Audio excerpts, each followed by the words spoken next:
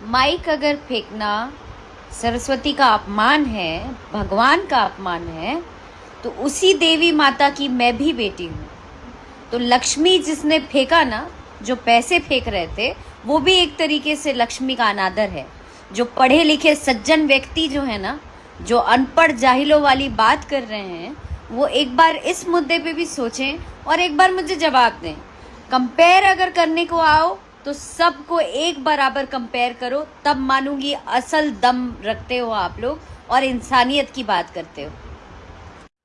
जितने भी गणमान्य व्यक्ति हैं ना, जो अपने मुंह से अलग अलग। तो दोस्तों देखा आपने, अक्षय सिंह को जो लोग विरोध कर रहे थे उन लोगों को गजब तरीका से जवाब दिया अक्षय सिंह ने, जो कि कहा कि जो लोग मेरे सामने, और दोस्तों ये भी बात बोले कि जो लोग बोल रहे हैं वो लोग मेरे सामने आकर बोले तब मैं उन लोगों को जवाब दूंगी अच्छे तरीके से। तो दोस्तों अगर आप मेरे चैनल पर नए हैं तो इस चैनल को सब्सक्राइब कर दीजिए और बेल आइकन दबा दीजिए ताकि हर अपडेट इसी तरह आप लोग पास सबसे पहले जाए।